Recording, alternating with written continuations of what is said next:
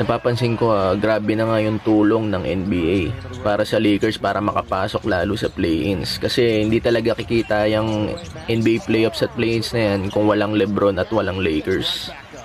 Dahil huling nawala si LeBron sa playoffs ang hina talaga. So, business is business. At nakikiramay na rin ako sa Sixers at kay Tyrese Maxey kung paano nila latigo yung likod nila kanina.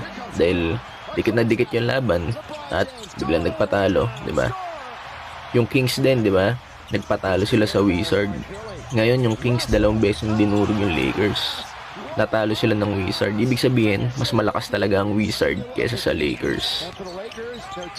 Hindi naman ako hater ng Lakers at ni LeBron pero alam niyo, makapasok kayo, makakalaban niyo rin yung Minnesota Timberwolves ko.